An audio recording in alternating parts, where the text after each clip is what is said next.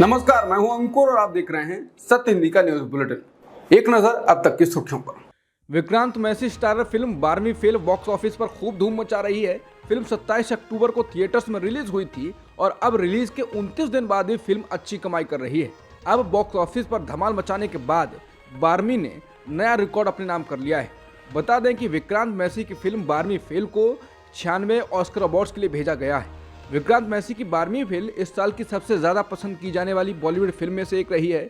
विधु विनोद चोपड़ा निर्देशित फिल्म से जुड़ी ये अच्छी खबर सामने आई है। गुजरात के मोरबी में दलित युवक की वेतन मांगने पर बेरहमी से पिटाई और जूता चटवाने का मामला तूल पकड़ता नजर आ रहा है। अब कांग्रेस के वडगाम से विधायक जिग्नेश मेवानी ने मामला सामने आने के बाद बीजेपी को निशाने पर लिया है। उन्होंने फोटो ट्वीट कर कहा है कि जिस विभूति पटेल ने हाल ही में गुजरात के दलित युवक को जूता चटवाया, दलितों के वोट लेने होंगे तब भाजपा वाले उनके पैर धोने चले जाएंगे, लेकिन बाकी के दिनों में अपना जूता चटवाएंगे। यही उनका असली मनुवादी चरित्र है। महुआ मोइत्रा घूसकांड मामले में एक बड़े घटनाक्रम में सीबीआई ने टीएमसी सांसद के खिलाफ जांच शुरू कर दी है। सीबीआई ने यह जांच लोकपाल के निर्देश पर शुरू की है। अधिकारियों ने शनिवार को यह जानकारी दी। बीजेपी सांसद निशिकांत दुबे ने पैसे लेकर संसद में सवाल पूछने के आरोपों को लेकर मोइत्रा के खिलाफ एक शिकायत के साथ लोकपाल का रुख किया था। न्यूज 18 नेटवर्क हिंदी वेबसाइट के संपादक दयाशंकर मिश्रा ने अपने पद से इस्तीफा देकर न्यूज 18 प्रबंधन पर गंभीर आरोप लगाए हैं। दरअसल वरिष्ठ पत्रकार दयाशंकर मिश्रा ने हाल ही में राहुल गांधी नामक किताब लिखी है। इस किताब में कांग्रेस नेता राहुल गांधी के खिलाफ दुष्प्रचार सहित उनसे जुड़े अन्य विषयों पर लिखा गया है। दयाशंकर मिश्र ने न्यूज 18 पर आरोप लगाया है कि उन्हें किताब को वापस लेने के लिए दबाव बनाया जा रहा था, जिसके बाद दयाशंकर ने अपनी नौकरी से इस्तीफा दे दिया।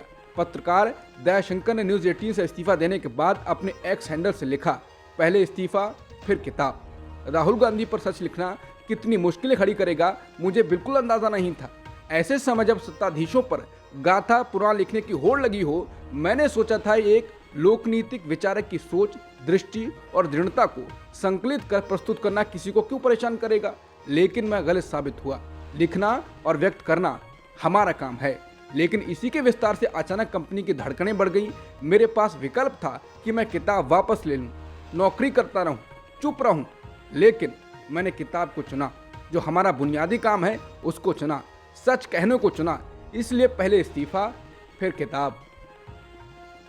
मध्य प्रदेश में नई सरकार के गठन से पहले मौजूदा सरकार एक बार फिर कर्ज लेने की तैयारी में है। सरकार 28 नवंबर को 2000 करोड़ रुपए का कर्ज उठाएगी। इसके पहले आचार संहिता लागू करने के दौरान भी सरकार बाजार से कर्ज ले चुकी है।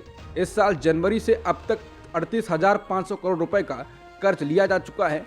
बता दें, मध्य प्रदेश सरकार पर 31 मार्च 2022 तक प्रदेश का कुल सार्वजनिक कर्ज 2.95 लाख करोड़ रुपए था।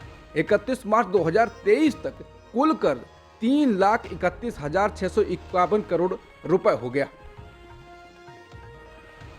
वरिष्ठ कांग्रेसी नेता पी चिदम्बरम ने शनिवार को भाजपा के नेतृत्व वाले केंद्र पर चुनाव के दौरान जांच एजेंसियों का दुरुपयोग करने का आरोप लगाया और तेलंगाना का उदाहरण दिया, जहां उन्होंने कहा कि चुनाव अभियान के बीच में उनकी पार्टी के कम से कम 4 उम्मीदवारों को तलब किया गया था या उनके परिसरों की तलाशी ली गई।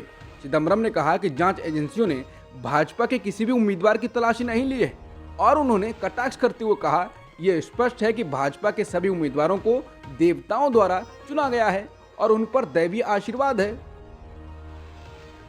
तेलंगाना में राहुल गांधी ने कहा कि बीजेपी के लोग यहां छाती फुला के आए थे, कांग्रेस पार्टी ने 4 महीने में उनकी हवा निकाल दी।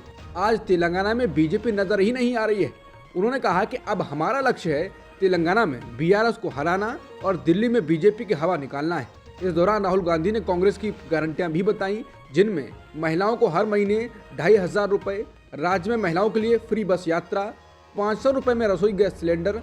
राहुल ने कहा कि तेलंगाना में कांग्रेस की सरकार बनते ही इन गारंटियों को लागू कर दिया जाएगा। प्रियंका गांधी ने आज तेलंगाना में जनसभा को संबोधित किया। इस दौरान प्रियंका गांधी ने कहा कि मोदी जी के हैं 2 यार, ओवैसी और केसीआर। इसके साथ ही उन्होंने कहा कि कल मैं एक बहन के घर गई थी, उन्होंने मुझे अपना घर दिखाया और कहा कि अभी घर पूरा नहीं बना है, क्योंकि बीआरएस ने कहा था कि पैसा दिलवाएंगे, लेकिन वो पैसा नहीं मिला। मैंने उनसे पूछा किसको वोट देंगे, उन्होंने कहा कांग्रेस को दूंगी। इससे मुझे खुशी तो हुई लेकिन दुख भी हुआ कि आज की राजनीति में नेता अपने वादों को भूल गए हैं। जिनका ने कहा कि बीआरएस सरकार में सिर्फ नेताओं और अमीरों का फायदा हुआ है, गरीबों का फायदा नहीं हुआ। राहुल गांधी ओबीसी और जाति जनगणना को कराने की लगातार आवाज उठा रहे हैं। इस बीच अमित शाह ने एक बार फिर तेलंगाना में ओबीसी सीएम बनाने की बात कही है। अमित शाह ने कहा कि भाजपा ने फैसला किया है कि हमारा अगला सीएम पिछड़ा वर्ग से होगा। हमने ये भी फैसला किया है कि एससी आरक्षण में एक लंबवत कोटा दिया जाएगा माडिगा समुदाय के लिए। तेलंगाना में कांग्रेस को बढ़त बताई जा रही है और इसका असर सट्टा मार्केट पर भी देखने को मिल सकता है। सेफोलॉजिस्ट पार्था दास ने ट्वीट कर बताया है कि तेलंगाना को लेकर सट्टा मार्केट में कांग्रेस को बढ़त है। उनके अनुसार नवीनतम रुझान के अनुसार कांग्रेस 56 सीटें जीतेगी और बीआरएस 53 सीटें जीतेगी। बता दें, इससे पहले आए लोकपोल के चुनावी सर्वे में कांग्रेस को बहुमत मिलता हुआ दिखाया गया था। राजस्थान में आज वोटिंग खत्म हो गई है। बता दें, प्रदेश में कांग्रेस और बीजेपी के बीच कांटे की टक्कर बताई जा रही है। कांग्रेस ने जहां गहलोत सरकार के कामों और गारंटियों पर वोट मांगे हैं, वहीं बीजेपी ने हर 5 साल बाद सरकार बदलने वाली रिवायत को जारी रखने के लिए गहलोत सरकार को निशाने पर लिया। अब देखना होगा कि लोग रिवायत को बदलेंगे या जारी रखेंगे। भाजपा ने कांग्रेस सांसद राहुल गांधी द्वारा आज पोस्ट किए गए एक ट्वीट पर भारत के चुनाव आयोग को पत्र लिखा है, जिसमें अनुरोध किया गया है कि सोशल मीडिया प्लेटफॉर्म एक्स और उसके पदाधिकारियों को उनके खाते को तुरंत निलंबित करने और अपमानजनक सामग्री को तत्काल प्रभाव से हटाने का निर्देश दिया जाए। पार्टी ने आयोग से यह भी अनुरोध किया है कि वो राहुल गांधी के खिलाफ आपराधिक शिकायत दर्ज करने और आपराधिक मुकदमा शुरू करने के लिए मुख्य चुनाव अधिकारी राजस्थान को निर्देश जारी करें।